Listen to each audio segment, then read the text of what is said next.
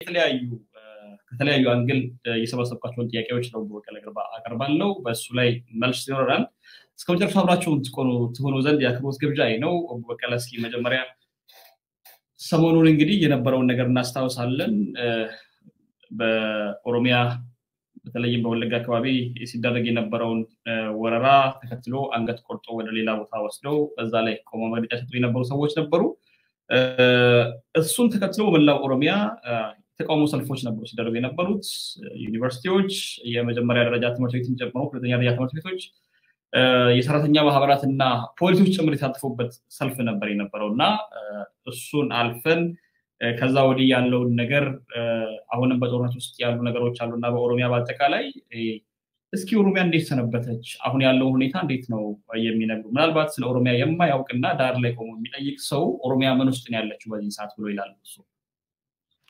አመሰግናለሁ ሀብታሙ ያው እንግዲህ መላ ሀገራችን ህዝብ እንደሚያውቀው ኦሮሚያ ላይ የተከፈተው ጦርነት አንድ 4 አመት አስቆጥሯል ብዙ ጊዜ ሰው በማይሰማው ሁኔታ የስልክ መስመሮች ተቋርጦ ኢንተርኔት ተቋርጦ ሁሉ መገናኛዎች ተቋርጠው ለብዙ ወራት ዘመቻ ተደርጎ የገደሉትን ያህል ገለው ያፈናቀሉትን ያህል አፈናቅለው ብዙ ነገሮችን ብዙ ጉዳቶችን ካደረሱ በኋላ እንደመስሳለን የተባለው ነገር ሳይደመሰስ ህዝቡን ብቻ ጎድተው እንደገና የጦርነቱን አቅጣጫ ወደ ሰሜን አዙረው እዛ ያለው ጦርነት በተለየ መንገድ ጋብ እንዲል ከተደረገ በኋላ እንደገና ፊታቸውን ወደ ኦሮሚያ ዙረዋል እዛና እዚህ ይለኮሱ የነበሩ ግጭቶች አሁን ከፍ ደረጃቸው ከፍ ብሎ ግጭቶቹ ተባብሰው ቀጥለዋል ሚዲያዎችም ነዳጅ ያርከፈከፉ ባለው ሁኔታ ላይ ጥላቻው የበለጠ እንዲገን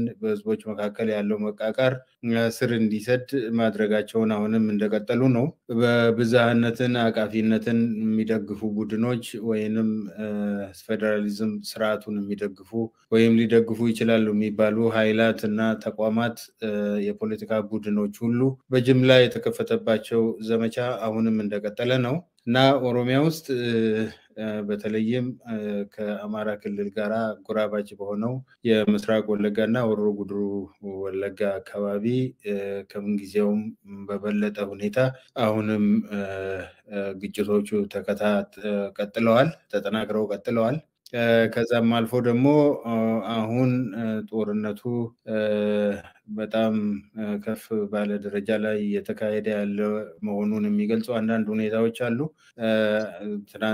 ከትናንት ወዲያ እንደምንሰማው ከሆነ ምዕራብ ወለጋ ነጆ አካባቢ ከ10,000 የሚበልጥ ሰራዊት እንደተሰማራ ነው እና በሁለት አቅጣጫዎች ተሰማርተው ህዝቡን መከራውን ያበሉት ነው ከፍተኛ ውጊያ ከፍተውባታል ይሄ እንዳለ ሰምተናል ምስራቅ ወለጋ አሁንም ግዳያና አካባቢ ኮኖጂ የሚባል ቀበሌ ውስጥ ሰዎችን ገለዋል የአንድ ቤተሰብ አባላት የሆኑ 4 ሰዎች የተገደሉበት አንድ ቤተሰብ እንዳለም ከአካባቢው የተደረሱ መረጃዎች ያመለክታሉ የአየር ጥቃትም ሰሞኑን በምዕራብ ወለጋ ተደርጓል የድሮን ጥቃት በባቦ ገምቤልና ጃርሶ ወረዳዎች አካባቢ የድሮን ጥቃቶች ከፍተኛ ጉዳት አድርሰዋል ወደ አዲስ አበባ ስንመጣ ፍኔ ውስጥ ሰሞኑን ይካሄድ የነበሩ ነገሮችን ታስታውሳላችሁ ትምህርት ቤቶች የኦሮሞ ልጆች የሚማሩ የኦሮምኛ ወይንም የአፋን ኦሮሞ ትምህርት የሚሰጥባቸው ትምህርት ቤቶች መስኮቶቻቸው እንዲሰባበሩ በሮቻቸው እንዲገነጣጠሉ ልጆቹም እንዲደበደቡ የጥቃት ኢላማ እንዲሆኑ ተደርጓል መምህራንም ተደብድበዋል በዚህ መሃል የሞተ ሰው እንዳለም ይሰማል ስለዚህ እንግዲህ በመላ ኦሮሚያ ውስጥ ቀደም ብሎ በምሁራኖቻቸው አማካኝነት ይሰበክ የነበረው ነገር ተፈጻሚ የሆነ ነው ወለጋኛ ነው ወይም ይሄ የኛ ነው ያየኛ ነው የሚባለው ነገር በተግባር እየታየ ነው ጥምር ጦር የሚባለው ጦርም በየአካባቢው ተንቀሳቅሶ በመላ ኦሮሚያ ውስጥ ከፍተኛ ጥቃት ያደረሰ መሆኑን ነው የምንሰማው እና እንግዲህ ሁኔታዎች ያሉት በዚህ ይሄን በሚመስል ሁኔታ ውስጥ ነው በአጠቃላይ ኦሮሚያ ወረራ ውስጥ ነች። ኦሮሚያ ከፍተኛ ችግር ውስጥ ገብታለች።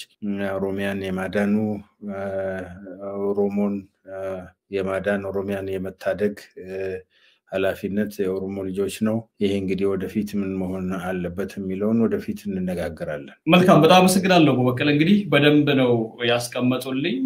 ሰሞኑን ሲደረግ የነበረው ነገር በአጠቃላይ ከርሶ አንደበት እንዲተጠናክሮ ሲቀርብ ለሁሉም ሰው ጥሩ መረጃ ይሆናል ብዬ አስባለሁ። ምናልባት ኦሮሚያ ውስጥ እየኖሩ ኦሮሞ መሃል እየኖሩ ኦሮሞ እየደረሰበት ያለው ጸውቃና ችግር ለማያውቁ ሁሉ በቂ ማስረጃ ነው። ወጣ ብሎ ቢመለከቱ በጣም ነው ደስ የሚለኝ። እኔ ኦሮሞ ያለበትን ሁኔታ በዚህ ደረጃ ከገለጹልን ዘንዳ እስኪ በአጠቃላይ አሁን ኦሮሚያ ላይ የታወጀውን ጦርነት ድምፅ አልባ እንዲሆን ተፈልጓል።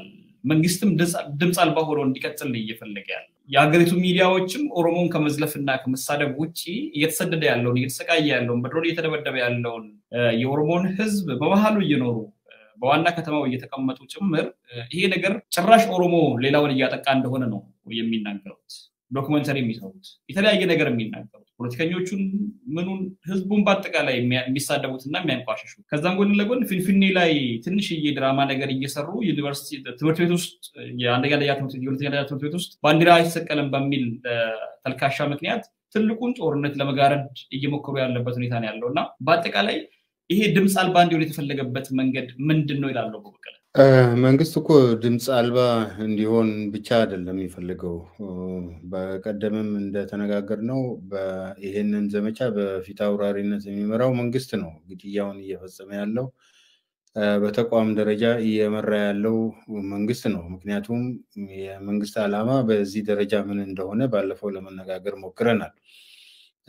ለውጡ በመጣ ጊዜ ወዴት መሄድ አለብን በሚለው ነገር ላይ ሁለት አስተሳሰቦች በመነሳታቸው አንዱ ወደ ቀደመው እንመለስ፣ አንዱ ደግሞ ወደፊት እንሂድ በሚሉ ሁለት አስተሳሰቦችና ጎራዎች የተከፈለ መሆኑን አይተናል እና መንግስት ከነዚህ ከሁለቱ አንዱን መርጧል። የቀድሞው ከፍታ እንመለሳለን በማለት ያው እንደምናየው የቀድሞ የጦር ሰራዊት አባላትን ወይንም ደግሞ ከዛ በፊውዳሉ ስርዓትና ከዛ በፊት የነበሩ ስርዓቶች ውስጥ ዋነኛ ተዋናይ የነበሩትንና የመሳሰሉትን ይዞ ነው ወደፊት እየተራመደ ያለውና ትርክቱም በዛ ደረጃ እየተስተካከለ ሚዲያዎችም በዛ ደረጃ ዘመቻ እንዲያካሂዱ አዋቂ ልሂቃን የሚባሉትም ያንኑ እንዲደግፉና እንዲሰብኩ ከዚህ ተጻራሪ የቆሙትን ደግሞ እንዲያሸማቅቁ ዘመቻ እንዲያደርጉባቸው እንዳይናገሩ አፋቸውን የመሸበብ ወይንም ደግሞ ከተናገሩ በኋላ ከፍተኛ ውርጅብኝና ዘመቻ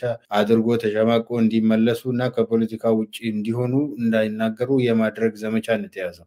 ለዚህ ነው መንግስት እንዳይነገር እንዳይታወቅ መፈለግ ብቻ ሳይሆን በዋናነት ኃላፊነት ይዞ ከፊት ሆኖ የሚመራው እሱ በመሆኑ ነው። ስለዚህ ይሄንን ካሳወቀማ ይሄ ልክ አይደለም ግፍ ነው ትክክል አይደለም ካለማ አቋሙን ቀየረ ወይንም ደግሞ ወደ መምጣት ወዳለበት መጣ ወይንም ገለልተኛ ሆነ ማለት ነው። አሁን እኮ ምንለው መንግስት ገለልተኛም አይደለም፣ አቋሙም ግልጽ ነው፣ ወዴት እንደሚሄድም ግልጽ ነው። አልተመቸንም፣ አይሆንም፣ ለዚህ ደግሞ ማንነታችንን እንፈልጋለን፣ ይሄንን ተባብረን መጋፈጥ አለብን ብሎ ነው ህዝቡ እንግዲህ በአዲስ አበባ አካባቢ ሰሞኑን እንደተመለከትነው ወጣቶችም ቢሆኑ ከዛ ውጪም ሰላማዊ ሰልፍ ለመውጣት የሞከሩት ለህዝቡ ድምጽ መሆን የሞከሩትም ይሄንን በመቃወም ነው። ስለዚህ መንግስት ያለውን ተቋምና ኃይል በሙሉ ያለውን ሪሶርስ ሁሉ ተጠቅሞ ያንን እንደሚያደርግ የሚታመንና የሚጠበቅ ነው። ስለዚህ ይሄ አዲስ ነገር አይደለም። ይሄ ሁሉ ህዝብ በሚሞትበት ጊዜ ይሄን ያህል ሰው ሞተ ወይም አንድ ነገር ተፈጸመ ብሎ አይናገሩም። እንደምናየው ፓርኮችን ማስመረቅ ነው፣ ፓርኮችን መሰረት ድንጋይ መጣል ነው፣ ማስጀመር ነው። የመሳሰሉ ነገሮች ለታይታ የሚሆኑ ዛሬ ታይተው ነገ ሊጠፉ የሚችሉ ምናልባት በአንድ ቀን የህዝብ አመጽ ብዙ ጉዳት ሊያገኛቸውና ሊጠፉ በሚችሉ ነገሮች ላይ ነው ኃይላቸውን አስተባብረው እየሰሩ ያሉትና የህዝቡን ትኩረት ለመሳብ እየሞከሩ ያሉት። ይሄ ነው እንግዲህ ሀብታሙ ያለው። በጣም አመሰግናለሁ በቀለ። እንግዲህ ከዚህ ጋር ያይዘን ከጦርነቱ ጎን ለጎን ሌላ ጦርነት ደግሞ ተከፍቷል። ይሄ ሌላኛው ጦርነት የኦሮሞ ታሪክ፣ እሴት፣ ባህል ማደግ፣ ቋንቋ ማደግ፣ መመንደግ የሚያሳስባቸው ሰዎች የሚባሉት በተለይም አብዛኛውን የብሔር ፖለቲካን በመቃወም ስም ኦሮሞ ላይ ጦርነት የሚያውጁ ሰዎች በተለያየ መንገድ የፈለጉትን ነገር እያሰረጹ ያለበት ሁኔታ ያለው እና ሰሞኑን ሮድማፕ ሰጥቻለሁ ብሎ ከ2 ዓመት በፊት ሲናገር የነበረው አቶ አንዳርጋቸው ጽጌ ሰሞኑን አንድ አጀንዳ ይዘው ብሎ ነበር። በግዕዝ ፊደል አፋን ኦሮሞን ትምህርት መስጠት አለብን የሚል እንዲያው ቪዲዮውን በደንብ አይተውታል፣ ያለውን ነገር አይተውታል ብዬ አስባለሁ። በአጠቃላይ የእሳቸውን ንግግርና እቅድ እንዴት ተመለከቱት? እስኪ እንደው መጀመሪያ እሺ፣ ይሄ እንግዲህ ዛሬ ይፋ ይደረግ እንጂ የተጀመረው ዛሬ አይደለም። እኔ እንኳን ከሰማሁት 3-4 ዓመት ያህል ሆኖኛል ይሄን ነገር ከሰማሁ። ነገር ግን እየሆነ ያለው ይሄ በእኛ ሀገር ብቻ የተጀመረ ሳይሆን ኢትዮጵያ አሁን ዛሬ የምትከተለው አይነት አይዲዮሎጂ ሲከተሉ የነበሩ መንግስታት ሲጠቀሙባቸው የነበሩ ዘዴዎች ናቸው። ለዛም ዋና ተጠቃሽ መሆን የሚችለው ራሽያ ነው።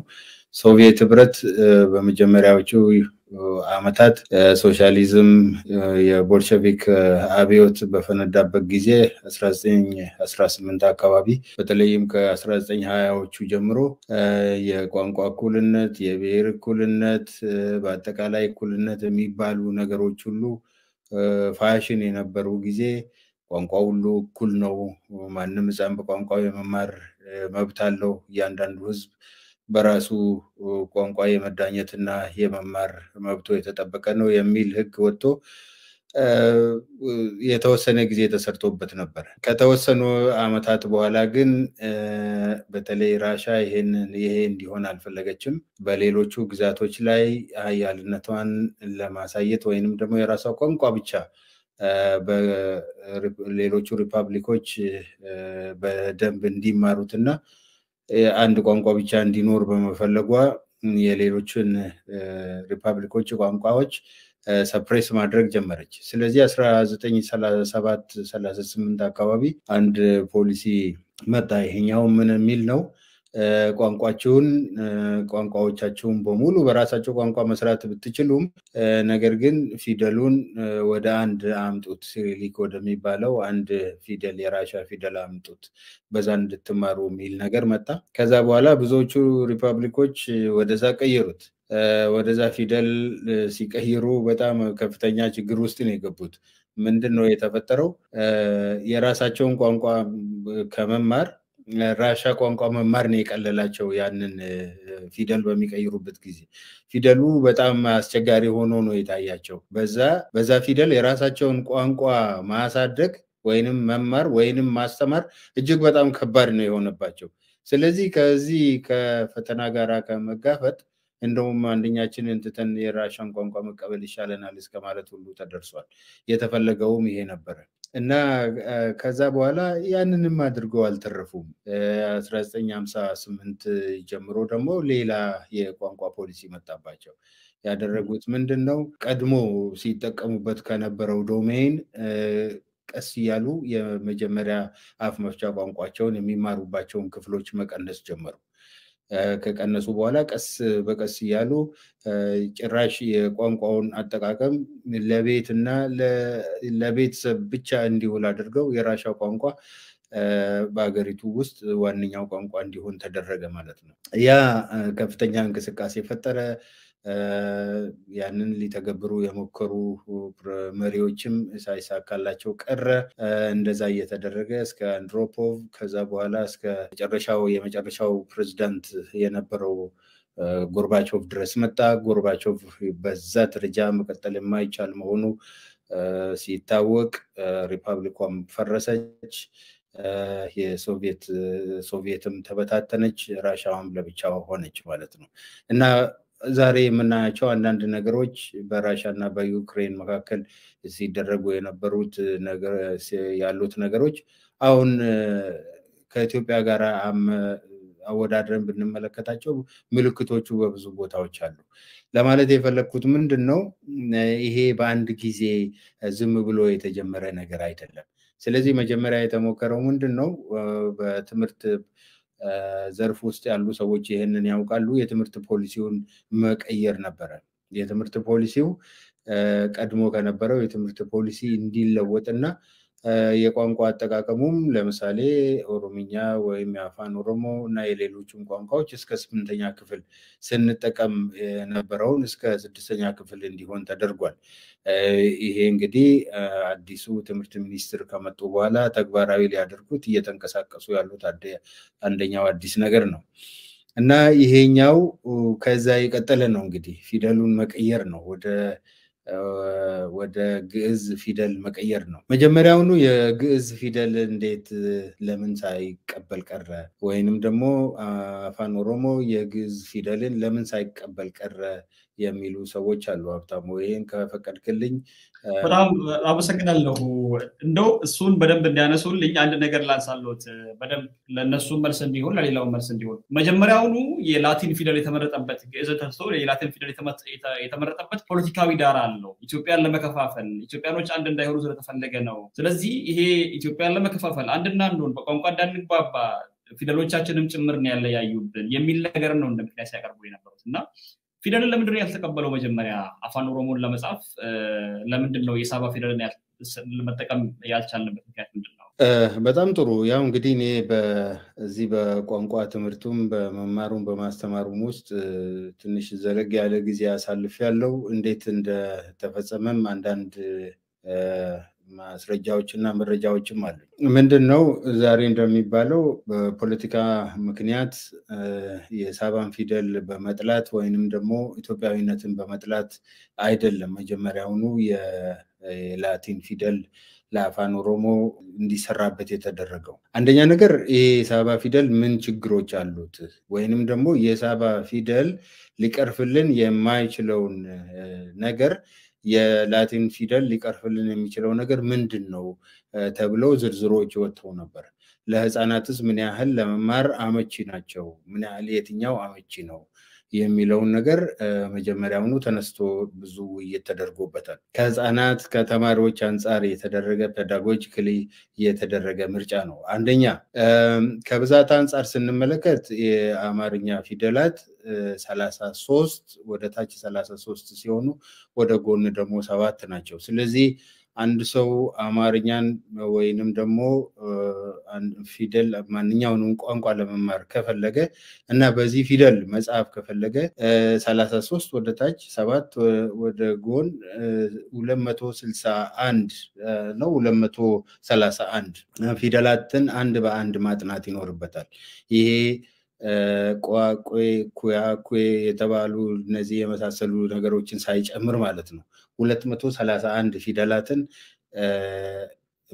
መማር ይጠበቅበታል አንድ ህፃን ልጅ ማለት ነው። ሁለተኛ ነገር ከብዛቱ ጎን ለጎን ድግግሞሹ ነው። ድግግሞሽ ለምሳሌ አንድን ድምጽ የሚወክለው አንድ ፊደል ነው የሚጠበቀው። ለምሳሌ ሀ ብሎ ይጀምርና ለ ብሎ እንደገና ሀ ይላል። እንግዲህ ለአንድ ህፃን መጀመሪያ ትምህርት ቤት ለሚሄድ ህፃን ይሄ ሀ ነው ይሄኛው መልሰ ሀ ነው ስትለው እንዴት ነው ይላል። እንደገና ወደ ኋላ ወደ ታች ተመጣና ደግሞ ሶስተኛ ሀ አለ ስትለው ሌላ ደግሞ ሀ የሚመስልና አራተኛ ደግሞ ሌላ አለ። እንዴ አንድን ድምጽ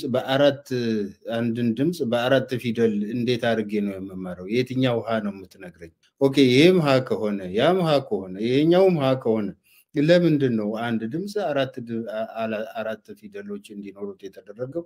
ለምንድን ነው ብሎ ይጠይቃል። ለዚህ መልስ የለንም። አሁን የውጭ ሀገር ሰዎችን በሚማሩበት ጊዜ ይሄንን ይጠይቃሉ። ይሄ ለምንድን ነው እንደዚህ የሆነው? ለምን በአንድ አንወክለውም? ለምን በአንድ አንጠቀምም ብሎ ቢሉ የለም አይቻልም ተብሎ እንግዲህ አንድን ድምጽ በአራት ፊደል መወከል አለ። ስለዚህ ይሄ እንግዲህ ከቁጥሩ አንፃር ድግግሞሹ በጣም አሰልቺ ነው። ይሄ ብቻ አይደለም እንግዲህ ሌሎች ፊደሎችም አሉ። ለምሳሌ ሰ ብትወስዱ 2 ሰ አለ፣ 2 ጸ አለ፣ 2 አ አለ። አንድ አ በቂ ሊሆን ይችል ነበረ፣ አንድ ሰ በቂ ሊሆን ይችል ነበረ፣ አንድ ጸ ሊሆን ይችል ነበረ። ወይንም ሌላ ሰው ቢጠይቀን ምንም መልስ የለንም። ህፃናት ሲጠይቁ እንደዚህ ሀገር ቢሆን ለምሳሌ ይጠይቁሃል። ምንድነው? ምን ማለት ነው? ይሄም ሀ ስትለን ምንድነው? ይሄም ጸ ምንድነው? አንድ ድምፅ ሁለት ፊደል ለምንድነው? ይሄንን አንዱን ተውን ሁሉ ሊሉ ይችላሉ እና ብዙዎችም ተብሏል። ይሄንን ለማስቀረት አንዳንድ የቋንቋ ምሁራን አንዳንድ ጥረቶችን አድርገዋል። በድሉ ዋቅጅራ ይሄንን ሲያነሱ ሰምቼ ነበር አንድ ጊዜ አንድ ወቅት እስር ቤት ሳለው መስማቴ ትዝ ይለኛል። እና ተቀባይነት አላገኘም ይሄ ነገር። አንዳንዶቹን እንሰርዝና እንዝለላቸውና ወደፊት እንቀንሳቸው የሚል ሀሳብ እንዳነሳ ነው በወቅቱ የተረዳሁት። ግን ያው በድሉ ዋቅጅራ ኦሮሞ ስለመሰላቸው ነው መሰለኝ ከፍተኛ ተቃውሞ ገጠመውና በዛው ቆመ። ያንን እንኳን ወደ አንድ እንኳን መመለስ ቢቻል ኖሮ ቢያንስ 42 ያህል ድምፆችን ፊደሎችን መቀነስ በተቻለ ነበር። ይሄ ሁሉ ከባድ ነው ለአንድ ህፃን ልጅ 42 ተጨማሪ ፊደል እንዲማር ማድረግ ማለት ነው። ማለት አንደኛ ቁጥሩ ብዙ ነው፣ ሁለተኛ ነገር ድግግሞሹ ያን ያህል ነው፣ ሶስተኛ ነገር መጥበቅና መላላትን ለዛ አያግዝም። የትኛው እንደሚጠብቅ የትኛው እንደሚላላ አይገልጽም ፊደሉ። ይሄንን የምናገረው ለምንድን ነው? የላቲን ፊደልን ብንጠቀም የትኛው እንደሚጠብቅ የትኛው እንደሚላላ እናውቃለን። ለምሳሌ ዋና ብትልና ዋና ብትል፣ ገና ብትልና ገና ብትል፣ ወይንም ደግሞ እንዳለ ብትልና እንዳለ ብትል አንድ ነገር ነው የምትጽፈው። ነገር ግን እንዳለ ነው የምትለው ወይንስ እንዳለ ነው የምትለው? ዋና ነው ወይንስ ዋና ነው? ይሄ ቀላል ሊመስል ይችላል አሁን ሲሰሙት። ነገር ግን እንደዚህ አይነት የሚጠብቁና የሚላሉ ነገሮች የሚታወቅባቸው አንዳንድ ጊዜ በጣም አሻሚና እንደውም ተጻራሪ የሆነ ተቃራኒ የሆነ ትርጉም እስከሚኖራቸው ድረስ የሚያደርሱ አሉ። ስለዚህ ይሄንን ችግር አፋን ኦሮሞ ደግሞ በጣም ብዙ አሉት እንደዚህ አይነት የሚጠብቁና የሚላሉ በመጥበቅና በመላላት ትርጉማቸው እጅግ በጣም ከፍተኛ ሰማይና ምድር የሆነ ልዩነት ያላቸው ቃላት በአፋን ኦሮሞ ውስጥ በብዛት አሉ። ስለዚህ ይሄ ከፍተኛ ተግዳሮት ነው የሚሆነው ለአንድ ኦሮሞ ህፃን ለመማር ማለት ነው። ሌላው የመርዘምና ማጠርንም አያመለክትም። እንደዚህ ለምሳሌ በአፋን ኦሮሞ ውስጥ እኛ ዳለ ብንል እነዚህ የተለያዩ ነገሮች ናቸው። ለገ ብንል ላጋ ብንል የትኛው ይረዝማል የትኛው ያጥራል? ምክንያቱም ልዩነት ሊያመጡ የሚችሉ ነገሮች በመሆናቸው ማለት ነው። ስለዚህ ያንንም ችግር አይቀርፍልንም። ነገር ግን በሳባ በላቲን ፊደል በምንጠቀምበት ጊዜ ሁለት ቫወል ካደረግን ወይንም ደግሞ አናባቢ ካደረግን ረዘመ ማለት ነው። ሁለት ኮንሶናንት ወይም ተነባቢ ካደረግን ደግሞ ጠበቀ ማለት ነው። ስለዚህ ያንን በትክክል ይቀርፍልናል፣ ችግሩን ይቀርፍልናል። አሁን አንዳንድ ጊዜ እንደ የሳቅ መነሻ የሚሆኑ ብዙ ነገሮች አሉ አማርኛ ውስጥ። አሁን አንድ ሰው ለምሳሌ ቁ ጽፎ ን ጽፎ ጫ ሲጽፍ ይሄ ቁንጫ ነው። ቁንጫ ብሎ ነው የሚያነበው አንድ ህፃን ቁንጫ። ቀጥሎ ደግሞ ቁ ጽፈ ን ጽፈ ጮ ብትጽፍ ያንን ቁንጫ ካለ ይሄንንም ደግሞ ቁንጮ ሊል ይችላል፣ ቁንጮ ይለዋል። ወይንም ደግሞ ይሄኛውን ስላጠበቀ ይሄኛውንም በተመሳሳይ ሊያጠብቅ ይችላል። ይሄንን ቁንጮ ካልክ ደግሞ ይሄንንም ቁንጫ ሊልህ ይችላል። ሲያነበው እንደዛ ሊል ይችላል። ይሄ ቀላል ሊመስል ይችላል ሲያዩት። ነገር ግን ይሄንን ቋንቋ እንደ ሁለተኛ ቋንቋ ለሚማር ሰው ቀላል አይደለም። ምክንያቱም ለብዙ ተማሪዎች እንደውም ሞራል ስብራት ሆኖ ተብታባ ነው ቋንቋ አይችልም እንደዚህ መባል የሚያደርሱ ነገሮችና ቃላት ብዙ ጊዜ ገጥመውናል። ለምሳሌ ዝ ብለ ን ብለ ባ ብለ ሌ ብትል ይሄንን ዝንባሌ ልትለው ትችላለህ። ነገር ግን ደግሞ እንደ ቋንቋው የመጀመሪያ ቋንቋ እንዳልሆነ ሰው ደግሞ ዝምባሌ ሁሉ ልትል ትችላለህ፣ ወይንም ደግሞ ዝምበሌ ሁሉ ልትል ትችላለህ። ምክንያቱም ይሄንን እንደዛ እንዳትል የሚያግድ ወይንም የሚከለክል ነገር የለም። ያሄኛውን ከዛኛው አሁን ይሄንን በኦሮሚኛ ወይንም በግዕዝ በላቲን ፊደል እጽፋለሁ ካልክ በደንብ አድርገህ ለይተህ ትጽፋለህ። ቁንጫ ለመጻፍ ከፈለክ አሁን ደብል ሲ ታደርጋለህ፣ ጫ ጠበቀ ማለት ነው። ይሄንን በምንም አይነት መንገድ ቁንጫ ብለህ ልታነበው አትችልም። ቁንጫ ብለህ ነው የምታነበው። ምክንያቱም ያ የደገምከው ፊደል ጠንካራ ወይንም ደግሞ የጠበቀ መሆኑን ያሳያል። ያረዘምከው ቫወል ደግሞ ረጅም መሆኑን የድምፁ መርዘም ከዛ ጋር የሚስተካከል መሆኑን ትረዳለህ። ስለዚህ ይሄንን ችግር ሁሉ በመጥበቅና በመላላት በመርዘምና በማጠር ብዙ ልዩነት የሚያመጡ ቃላት ስላሉ በአፋን ኦሮሞ ውስጥ ይሄንን ሊፈታልን አይችልም የሳባው ፊደል ማለት ነው። ሌላው ለመጻፍ የሚፈጀው ጊዜ አለ። ለምሳሌ አንድ ገጽ የአማርኛ ጽሁፍና አንድ ገጽ የእንግሊዝኛ ጽሁፍ ለመጻፍ የሚፈጀው ጊዜ አንድ አይደለም። በተለይ በታይፕ በሚጻፍበት ዘመን ብታዩ ወይንም በእኛ እድሜ የነበራችሁ ሰዎች ብትመለከቱት እጅግ በጣም ረጅም ጊዜ ነው የሚፈጀው። ምክንያቱም አንድ ፊደል ለመጻፍ 3-4 ጊዜ መምታት የሚያስፈልግበት ጊዜ አለ። ስለዚህ ረጅም ጊዜ ነው። እንደገና በኢኮኖሚው አንፃር ብንመለከተው አሁን አንድ ገጽ አማርኛ ለማጻፍ እና አንድ ገጽ ኦሮምኛ ለማጻፍ እኩል አይደለም። በጽህፈት ተቋሞች ወይንም ደግሞ እንደዚህ በሚያስተረጉሙም በሚሉ ድርጅቶች አማካኝነት የሚከፈለው ገንዘብ እኩል አይደለም። ይሄኛው 4 ብር ቢከፈል በአማርኛ የሚጻፈው ደግሞ 5 ብር ወይም 6 ብር ያስከፍላል። ምክንያቱም ለመጻፍ ከባድነቱን የሚፈጀውን ጊዜ እና አንዳንድ ነገሮችን በመመልከው ከአመቺነቱ አንፃር ከዋጋ ማዋጭ አይሆንም። ለብዙ ሰዎችም ይሄ እንደ አንድ እንትን ኢኮኖሚካዊ አዋጭነትም የለውም ይባላል። በሌላ መንገድ ቴክኖሎጂ ፍሬንድሊም አይደለም። ለምሳሌ አንድ ሰው ከአንድ ሀገር ወጥቶ በኢትዮጵያ ወጥቶ ይጓዛል፣ ወደ ሌላ ቦታ ይሄዳል። አንድ ቦታ መልእክት መላክ ከፈለገ ከማንኛውም ቦታ መላክ ከፈለገ አንድ ኢንተርኔት ካፌ ገብቶ ወይንም ሰው ተውሶ ወይንም አንድ ቢሮ ገብቶ በቀላሉ የሚፈልገውን መልእክት ለመጻፍ ከፈለገ በደንብ መገልገል ይችላል። ነገር ግን የአማርኛውን ፊደል እንደ ልቡ አያገኝም። ዳውንሎድ ካላደረገ ወይንም ደግሞ ራሱ ተሸክሞ የራሱን ኮምፒውተር ይዞ ማይሄድ ከሆነ የሌላ ሰው ኮምፒውተር ይዞ ተጠቅሞ አይችልም። ስለዚህ እነዚህ አመቺነቶችን በሙሉ ስንመለከት እነዚህ ነገሮች አይቀርፍልንም። በየትኛውም ቦታ ሆኖ መልእክት የመላላክን እንደዚህ አይነት ነገሮችን ሁሉ የሚገድብ ነው እና ለአንድ ህፃን ይሄንን ስታስተምረው አንድን በተለይ ደግሞ አሁን በዓለም አቀፍ ደረጃ በተለያዩ ሀገሮችም እዚህ ሀገርም በተለያዩ ዩኒቨርሲቲዎችም አፋን ኦሮሞ ትምህርት ለመስጠት አንዳንድ ሙከራዎች ተጀምረዋል። አሁን በሂደት ላይ ያሉ አንዳንድ ቦታዎች አሉ። ስለዚህ ይሄንን ኦኤፍኤል ወይንም ኦሮሞ አዝ ፎረን ላንጉዌጅ ለማስተማር ጥረት እየተደረገ ነው ያለው።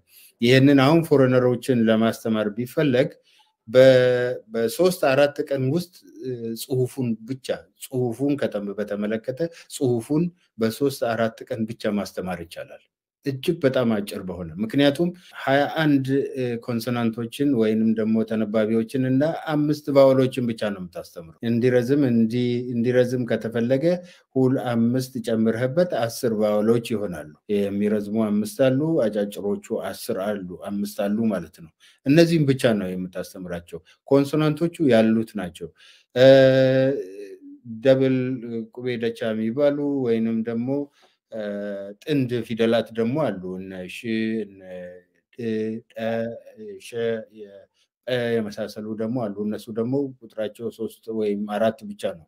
ስለዚህ ይሄንን በአጭር ጊዜ ውስጥ ማንንም ያንን ቋንቋ የማይችልን ሰው ለማስረዳት ለማስተማር እጅግ በጣም ቀላል ነው። ኢቭን ቋንቋውን ያልተማሩ ቁቤ ያልተማሩ ሰዎች አባቶች በእኛ እድሜ ደረጃ ለምሳሌ እኛም ቁቤ ያልተማርንም፣ ነገር ግን ዛሬ ቁቤን በማናቸውም ደረጃ እስከ በኮሌጆችም በዩኒቨርሲቲዎችም አስተምረናል። ይሄኛው ቁቤ ብቻ ሳይሆን የቋንቋውንም ህግጋት የቋንቋውንም ግራመር ሰዋሰውን ሁሉ ለማስተማር እድል አግኝተናል። ምክንያቱም ከእንግሊዝኛ ጋር ትራንስፈረብል የሆነ ትራንስፈር ልታደርግ የምትችለው መሰረታዊ የሆነ የቋንቋ እውቀት ሊኖር ስለሚችል ማለት ነው። ስለዚህ ማንም ሰው ልጆቹን፣ ቤተሰቦችን፣ ሌላውን ሰው ሊያግዝ ይችላል። ይሄ ፊደል እነዚህ ነገሮች ሊቀርፍልን አይችልም። ብዙ በራሱም እንግዲህ አሁን የጠቀስናቸው ነገሮች አንዳንድ ይሄኛው ፊደል ሊቀርፍልን የማይችላቸው የሚችላቸውን ነገሮች ሊቀርፍልን የሚችለውን ነገር ስላለን በዛ ምክንያት ነው የተመረጠው እንጂ ከመጥላት አንፃር አይደለም። እንደው እንናገር ከተባለ የአማርኛውን ስነ ጽሁፍም ቢሆን የአማርኛውን ታይፕራይተርም ቢሆን ያበለጸጉት ከፍተኛ ደረጃ እንዲደርስ ካደረጉት ብዙ አስተዋጽኦ ካደረጉ ሰዎች መካከል አብዛኛው ማለት እንኳን ባይቻል ቀላል የማይባል ቁጥር ያላቸው ሰዎች ኦሮሞዎች ናቸው። ስለዚህ ቋንቋውን መማር ደግሞ ጥቅም እንጂ ምንም አይነት ጉዳት እንደሌለው ደግሞ ማንም የቋንቋ ሰው ባይሆንም ማንም ሰው የሚያውቀው ነገር ነው። ለምሳሌ የአማርኛን ታይፕራይተር ብንወስድ አያና ብሩ ነው ዲዛይኑን የሰራው ለመጀመሪያ ጊዜ ማለት ነው። ኢትዮጵያ ውስጥ ስንጠቀምበት የነበረውንም ቢሆን ማለት ነው። ስለዚህ ከዛ ጋራ ከጥላቻ ጋራ የተያያዘ ነገር አይደለም። ነገር ግን ከአመቺነት ጋራ ስናወዳደረው ምናልባት ይህንን በረጅም ጊዜ በተለይም ደግሞ ዛሬ አንድ ህፃን ልጅ ኢትዮጵያ ውስጥ ቢያንስ 3 ቋንቋዎችን ይማራል። አንድ የሀገሪቱ መግባቢያ ቋንቋ ወይንም ደግሞ የስራ ቋንቋ አማርኛ አለ በሁሉም ትምህርት ቤቶች የሚሰጥ። አንድ ዓለም አቀፍ ቋንቋ አለ እንግሊዝኛ በሁሉም ትምህርት ቤቶች የሚሰጥ እና የህፃኑ የአፍ መፍጫ ቋንቋ ደግሞ አለ 3። እያንዳንዱ ህፃን ቢያንስ 3 ቋንቋዎችን የሚማርበት ደረጃ ውስጥ ነው ያለነው። ስለዚህ ይሄንን አሁን እነዚህ ፊደሎች ሲጨመሩ መማርን እጅግ አዳጋች ያደርጋሉ። ከህፃኑ አቅም በላይ ያደርጉበታል። ስለዚህ በቀላሉ ለመማር ይሄ አስፈላጊ ነው ይሄኛው ይሻላል ከሚል የተነሳ ነው እንጂ ቋንቋውን በመጥላት ፊደሉን በመጥላት በታሪክ ወይንም ደግሞ ተናጋሪውን ህዝብ በመጥላት አይደለም። ችግር እንዲያቃልል የተወሰደ ነው። ከዛ አንፃር ማየቱ መልካም ነው። ለዚህ ነው በማናቸውም ደረጃ ማንም ሰው ቢያወራ ማንም ሰው ቢናገር እነዚህን ሁሉ አድቫንቴጆች ጥሎ በቀላሉ ልንማር የምንችለውን ነገር እንደገና ወደ ከባድና ውስብስብ ለመሄድ ፍላጎቱ ያለው ሰው ወይንም ደግሞ ማንም ተማሪ አለ ብዬ አላምንም። ስለዚህ ይሄንን በዛው መሰረት መቀበሉ አስፈላጊ ነው። አፋን ኦሮሞም በዛ እንጽፋለን ወይንም ደግሞ እናጽፋለን ወደዛ እንመልሳለን የሚለው ነገር ቅድም የራሻን ምሳሌ ተቀብዬ አንስቼ ለማስረዳት እንደሞከርኩት ወደዛ የመመለስ አዝማሚያ ይመስላል። ያ ደግሞ ምን እንዳመጣም አይተናል። መልካም እስኪ ከዚህ ጋር እንደው አንድ ጥያቄ ላንሳሎት የመጨረሻ ጥያቄ ይሁን በዚህ በፊደሉ ጉዳይ ላይ እንደው ከዚህ ቀደም ብዙ ጊዜ ተወርቶበታል። መጀመሪያ ይሄንን ነገር ሲሞክሩ አንድ የአማርኛ ቃል በኦሮምኛ 5-6 ትርጉም ያለው ቃል የወጣበት ጊዜ ነበር። በደንብ ይሄንን ነገር ማለት እንችላለን። ለምሳሌ እንደው በቀላሉ ዝም ብዬ እዚህ ቁጭ ብዬ በላ ብሎ የአማርኛ ቃል ገሌ ምግብ በላ ብሎ ሊነገር ይችላል። ከዛ በላ ከምትሏ ብቻ ቃል 4 የአፋን ኦሮሞ ትርጉሞች ሊወጡ ይችላሉ። ባለ ሊወጣ ይችላል፣ ቅጠል በላ ሊሆን ይችላል፣ አደጋ በላ ሊሆን ይችላል፣ አይነ ስውር ወይንም ደግሞ ባላ ሊሆን ይችላል። ማለት ይሄ መቀሰሪያ ወይም እንደዚህ አይነት ነገር ብዙ ነገሮችን ልናወጣ እንችላለን እና በጣም አደጋች እንደሆነ ከዚህ ቀደም ስናገር በበቀለ በደንብ እንዲያነሱ ልጅ የፈለግኩት ይሄ ሰው ፖለቲከኛ ነው። አቶ አንዳርጋቸው ጽጌ ፖለቲከኛ ናቸው። ረጅም ጊዜ የቆዩ ፖለቲከኛ ናቸው ከደርግ ጊዜ ጀምሮ ማለት ነውና አሁን ይሄን ነገር ሲናገሩ የሚጠቀሟቸው ቃላቶች ነበሩ።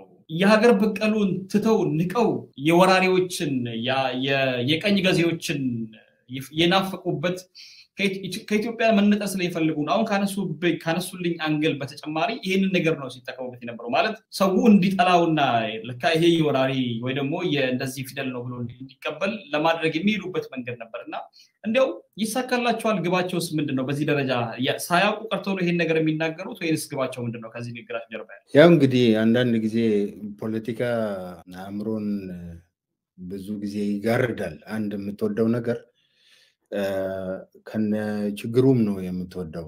አንድ ሰው አንድ የሆነን ነገር አንድ የሆነን ሰውም ሲወድ ደካማ ጎኑ ሁሉን ሸፍኖ ነው የሚናገረው።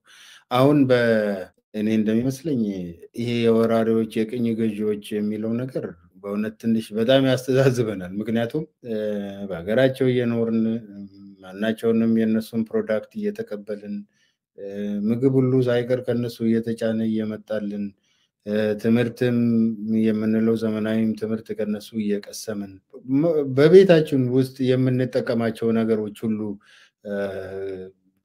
እኔ እንጃ በእኛ አቅም አምርተን ነው የምንጠቀምባቸው ነገሮች ምን እንደሆኑ አላውቅም።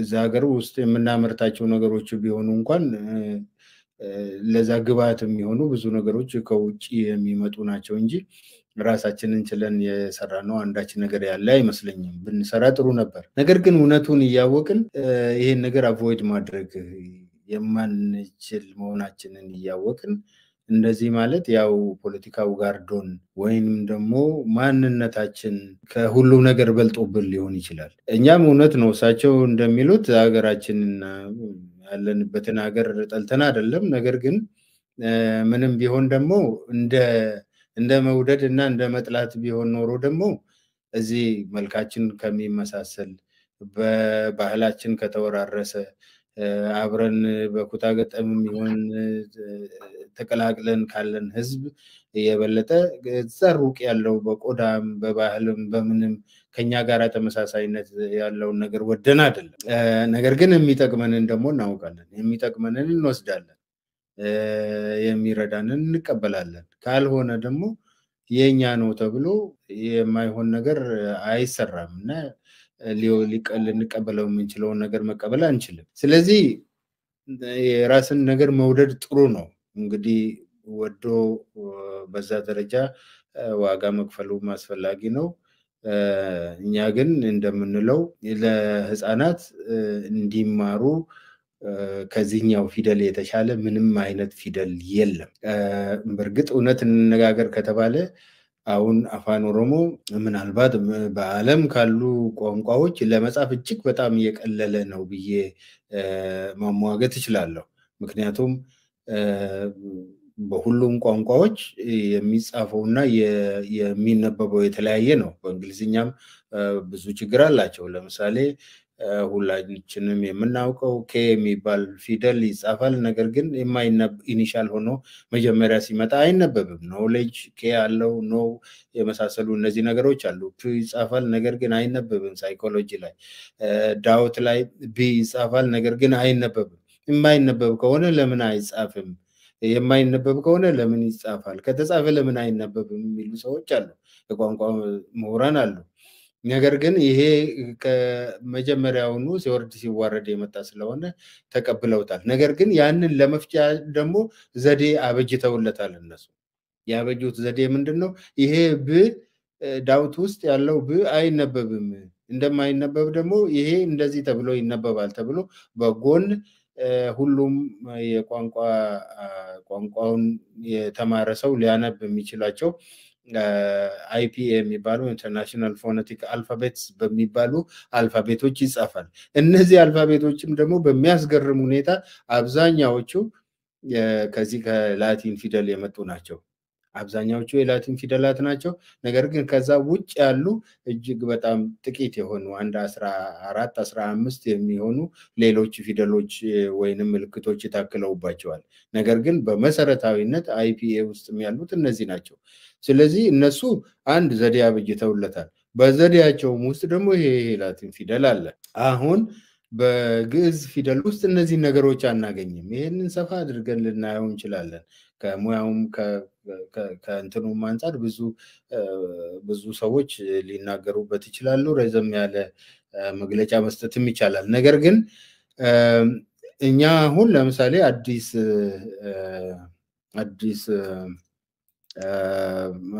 አንድ መጽሐፍ ላይ ሙከራ ተደርጎ ነበር። አዲስ አለማየሁ አንድ ሙከራ አድርገው ነበር። ፍቅር እስከ መቃብር ላይ አንድ ፊደል ወይንም አንድ ቃል የሚላላ ወይም የሚጠብቅ መሆኑን ለማሳየት ምን አድርገው ነበር? የሆነ ነጥብ ነገር ከሁለት ላዩ ላይ ጣል ማድረግ ሞክረው ነበር። አለ ለማለት አሁን ለላይ ሁለት ነጥብ ለማድረግ ሞክረዋል። ነገር ግን ተቀባይነት አላገኙም እነዚህ ነገሮች። ይሄም አንድ ዘዴ ነበር። ነገር ግን የመቀነሱም አንድ ዘዴ ነበረ። ያም አልተቻለም። የማጥበቅ የማላላቱንም ዘዴ መፍጠር ይቻል ነበር። ያም አልተቻለም።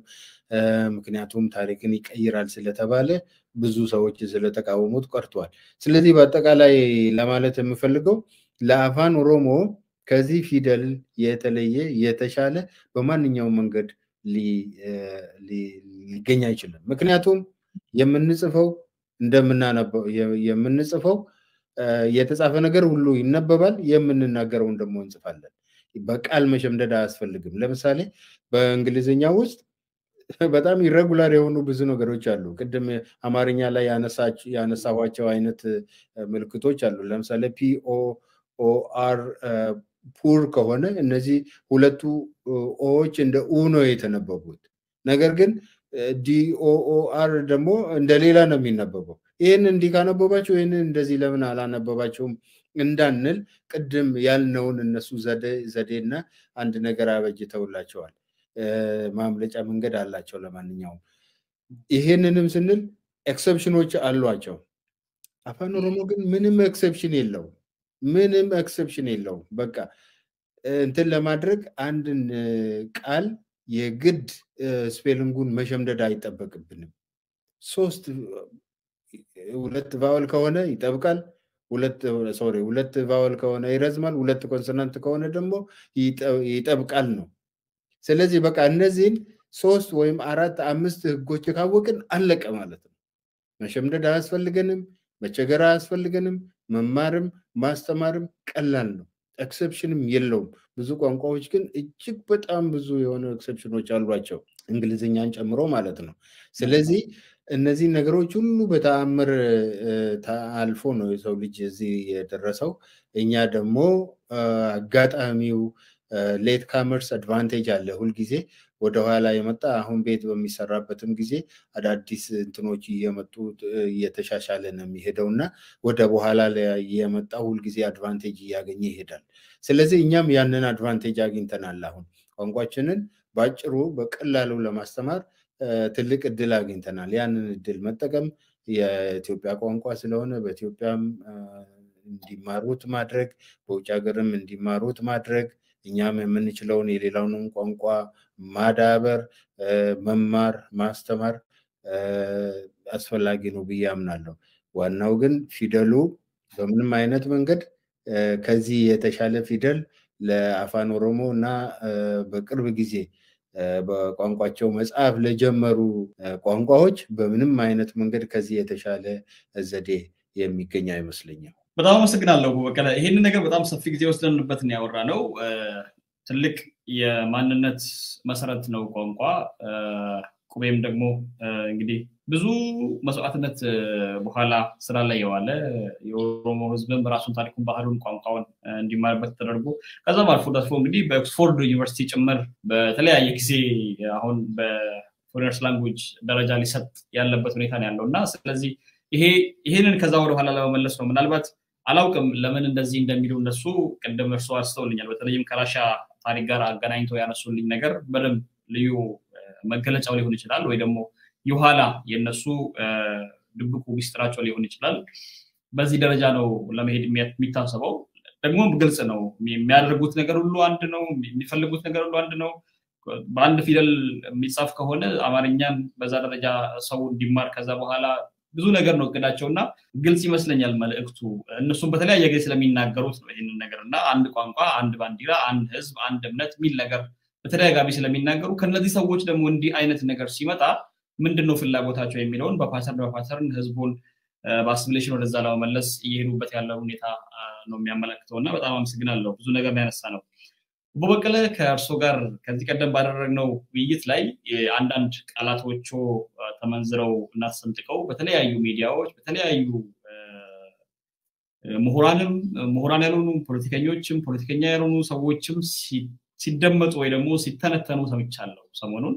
ብዙ ሰዎችም ይሄን ነገር ሰምተው በበቀለ ገርባ ምንድነው ለማለት የፈለጉት እውነትስ እንደሚባለው ነው ወይ ያሉት የሚለውን ነገር ሲያነሱልኝ ነበር የነበረው። በተለይም በልዩ ሁኔታ በሌሎቹን መጣበታለን። ወልጋ ላይ ሰሞኑን በተደረገው ግድያ እዛ አካባቢ ሲመጡ ከሌላ ቦታ የመጡ ሰዎች በተለይም ከወሎ አካባቢ የመጡ ሰዎች ሲመጡ ከሰውነት ተራውተው አስክሬናቸው የመጣው አጥንት ሆኖ ደርቆ ነው የመጡት ብለው ሲናገሩ የህዝቡን ስነ ልቦናን ለመንካትና ህዝቡ ትላንት አያቶቼ አባቶቼ የመጡት በዚህ ደረጃ ስለሆነ አሁን መብቴንም መጠየቅ የለብኝም ብሎ ተሸማቆ እንዲኖር ስለፈለጉ ነው ይሄን ነገር የሚናገሩት እንጂ ሌላ ትርጉም የለውም። የተናገሩት ለዛ ነው ህዝቡን ለማሸማቀቅ ሞራሉ እንዲወድቅ ለማድረግ እንደገና መብቱንም እንዳይጠይቅ ግዴታውንም ምኑንም ሳያውቅ ዝም ብሎ ተገዝቶ እንዲኖር እንደዚህ ነው የመጣሁትና ዛሬ ህዝቡ ላይ እንደዚህ ማድረግ የለብኝም ወይ ደግሞ እንደዚህ መብት መጠየቅ የለብኝም ብሎ እንዲኖር ስለፈለጉ ነው እንዲህ የሚናገሩት። የሳቸው ቃል ብዙ ትርጉም አለው የሚሉ ሰዎች አሉ። ምን ይላሉ ሰው እዚህ ላይ? ያው እንግዲህ እያንዳንዱ ሰው የማንንም ሰው ንግግር እንደፈለገ የመተርጎም መብቱ የተጠበቀ ነው። በተለይ አሁን በሀገራችን ሁሉም ሰው ሚዲያ ላይ ወጥቶ ማንንም እንደፈለገ ማንንም ቃል እንደፈለገ ከአውዱ ውጭ አውጥቶ ብዙ ሊያስነግርበት፣ ብዙ ሊሰድብበት፣ ብዙ ስም ማጥፋት ሊያደርግበት ይችላል። ያ መብቶ ነው። ምንም በዚህ በኩል የሚጠፋ ስምም ለዚህ የሚደረግ ሩጫም ስለሌለ ብዙም ጎጂነት የለውም። ለኔ ምንም እንትና የሚጎዳኝ ነገር የለውም። እኔ ዋናው ነገር ትክክል መሆን አለመሆኔን፣ ለአእምሮዬ ተገዢ መሆኔን፣ ከሰብአዊነት ደረጃ ያለመውረዴን፣ እውነቱን መናገሬን ብቻ ነው እንጂ የምፈልገው ከሌላ ሰው ብዙም ማሙካሸትና ብዙ እንትንም አልፈልግም፣ ግርግር አልፈልግም። እና ዋናው ነገር እኔ ያልኩት በጊዜው ሲመጡ ለምን እንደመጡ ተናግሬያለሁ። ይልቅስ መተርጎም የነበረበት በመልካሙ ነበር። ምክንያቱም ሰው ነፍጠኛ ምናምን ሲላቸው እነዚህ ግን ነፍጠኞች አይደሉም እና በአንዱ የሀገራችን ክፍል በተከሰተ አስገዳጅ ከቁጥጥር በላይ ወይንም ደግሞ በተፈጥሮ መዛባት ምክንያት የተፈጠረ መሆኑን ነው ለማመልከት የሞከርኩት። እና ሲመጡ ምን ይመስሉ እንደነበረ መግለጽም ደግሞ ይሄ ሲምፓቲ ነው እንጂ ሌላ ነገር የለውም። እና ምን ይሄ እውነት አይደለም ከተባለ እውነት አይደለም ብሎ መከራከር ነው። ነገር ግን እንደዛ ሆኖ የመጣ ሰው መብት የለውም ወይንም ደግሞ እንደዛ የሆነ ሰው ሊሸማቀቅ ይገባል። ራሱ ላላደረገው ነገር ለምንድን ነው የሚሸማቀቅ? ሰው እኮ ራሱ ኮንትሪቢዩሽን ላለው ነገር ነው መሸማቀቅ ያለበት። ወይንም ደግሞ ራሱን ወይ መኮፈስም ካለበት በዛ ምክንያት ነው። አንዳንድ ሰው እኮ በሚገርም ሁኔታ በፀጉሩ ላዛነት ወይንም በአፍንጫው እንትን ሁሉ የሚመጻደቅ አለ። የራሱ ባልሆነ ነገር ራሱ ምንም ኮንትሪቢዩሽን በሌለው ነገር ላይ። እነዚህ ሰዎች እኮ ራሳቸው በስንፍና ምክንያት ወይንም ደግሞ ካለ መስራት ወይንም ደግሞ ተፈጥሮ የሰጣቸውን ነገር ራሳቸው ያላግባብ በማባከን የተደረገባቸው ሁኔታ አይደለም።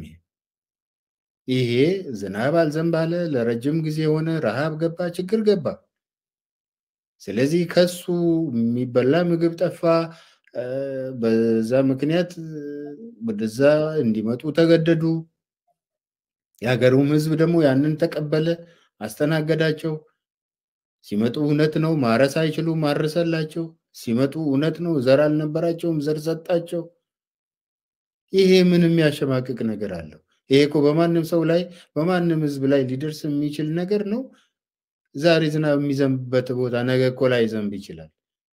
ዛሬ ትናንት ድርቅ የሆነበት ቦታ ደግሞ ዛሬ ጥጋብ ሊሆን ይችላል፣ ሆኗልም ደግሞ።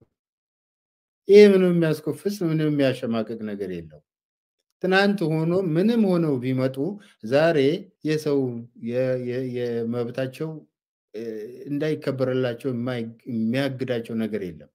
ትናንት በምንም አይነት መንገድ የመጣ ሰው ደግሞ የሰውን መብት ሊረግጥም ደግሞ አይችልም። መከባበር አስፈላጊ ነው።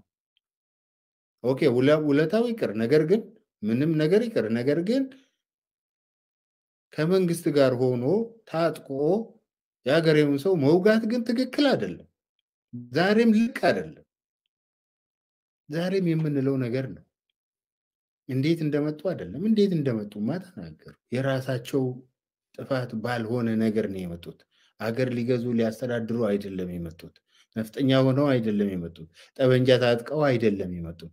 እንውረራቸው እንግዛቸው ብለው አይደለም የመጡት። ዛሬ ከሌላ ክፍል ወይንም ደግሞ ከአጎራባች ክልል መጥተው የኛ ነው ወለጋ የኛ ነው ብለው የመጡ ሰዎች አይደሉም። ይህንን ማወቅ ያስፈልጋል። ስለዚህ ደግሞ በምንም አይነት መንገድ የመጣ ሰው በንግድም ይምጣ በምንም ይምጣ አጠገቡ ባለው ህዝብ ላይ በነባሩም ህዝብ ላይ ይሁን በሌላ ምክንያት መጥቶ እዛ በሰፈረ ህዝብ ላይ ቢሆን ከመንግስት ጋር ወግኖ ታጥቆ ሊወጋ ሊገል አይችልም። የሆነው ግን ይሄ ነው እኔ ያልኩት። ዛሬ የምለው ይሄን ነገር ነው። ስለዚህ ለማሸማቀቅ አይደለም።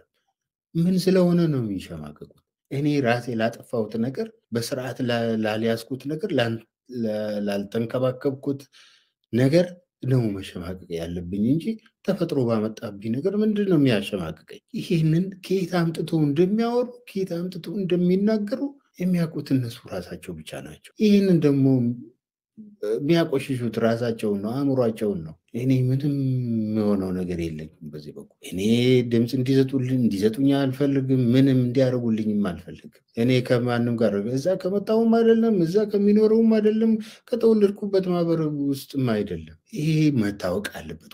እውነት ነው። የምን መወሻቀጥ ነው እሱ ወዲያና ወዲህ? እና የሆነው ነገር ሆኗል።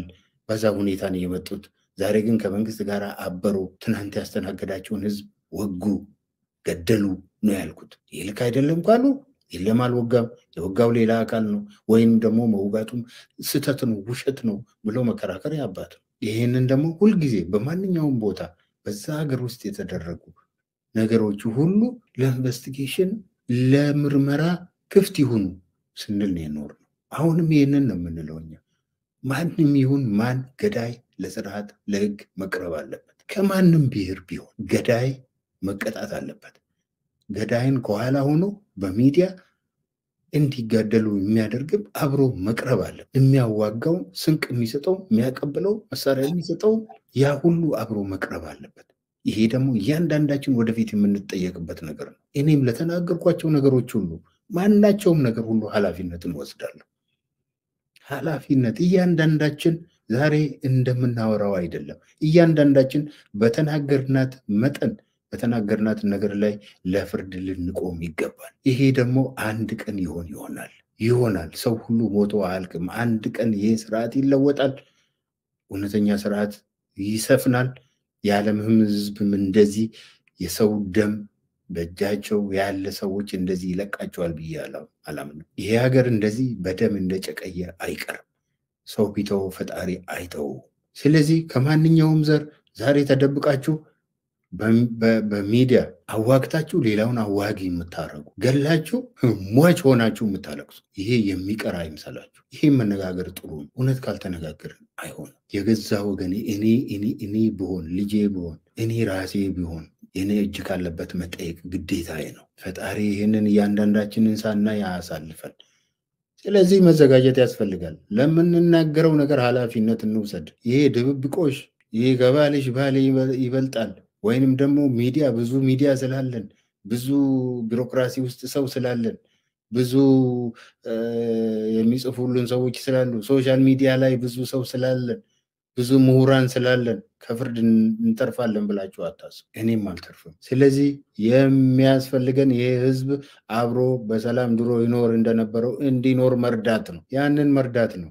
የሌለ ኃይል አትስጡ። የሌለ ነገር የሌለ ቁርሾ አእምሮ ውስጥ ይዞ እንዲዞር ማድረግ አስፈላጊ አይደለም። ራስን ጠብቅ። እንደዚህ ራስን ተከላከል ብላችሁ ዛሬ ጠበንጃ እየገዛችሁ የምትሰጡ ሸኔ በዚህ ያለፈ ብሎ እየወጣ እየተኮሰ ቤቱ ገብቶ የሚቀመጥ እንደዚህ አይነት ቀልድማ መቆም አለበት እንዴ! ለምንድን ነው በሀገሩ የሚሞተው? እንዴት ነው ያላያቸው? እንዴት ነው ያልተናገራችሁትን? እናንተስ ቢሆን ለምን የተው አንገት ቆርጦ ጦር ላይ ሰክቶ ጎጃም ሲወስድ እንዴት ነው ያልተናገራችሁ? ይሄን መናገር አስፈላጊ ነው። ይሄን አለመናገርም ወንጀለኛነት ነው። ይሄንን ይዞ ሲገቡ አብሮ መዝፈንም እንደዚህ አይነት ግድያን ማበረታታት ነው። በህዝቦች መካከል በሰላም ወደፊት እንዳይኖር ማድረግ ነው። በጠላትነት ማፍራት ነው። ይሄ ሀገር በፍጹም አንድ እንዳይሆን ማድረግ ነው። በአንድ ሀገር ባንዲራ ስር አይደለም በጉርብትና እንዳይኖር የሚያደርግ ተግባር ነው ይሄ። ይህንን መኮንን አስፈላጊ ነው። ከየትኛውም ክፍል ገዳዮች መቅረብ አለባቸው። አስገዳዮች በአንደኛ ደረጃ መቅረብ አለባቸው። እንደ ናዚ መኮንኖች እየታደነ ለህዝብ የሚቀርብበት ለህግ የሚቀርብበት ዘመን ሩቅ የሚሆን አይመስለኝም። ስለዚህ እኔ ባልኩት ነገር እጠየቃለሁ። ኮንቴክስቱ የተናገርኩበት አውድ ትክክልና ትክክል ነው። በዛ ደረጃ ከስተው ነው የመጡት። ነገር ግን የመጡበት ነገር ይታወቃል። እኔም ወይም እዛ ያለው ህዝብ ከነሱ ተሽሎ ሳይሆን የተፈጥሮ ሚዛኑን አለመጠበቅ ያመጣው ነገር ነው። ይህንን ለምን በክፉ ልትተረጉሙ ትፈልጋላችሁ? መተርጎም የሚፈልግ ሰው ይተርጉም። ነገር ግን ያለው ይሄ ብቻ ነው።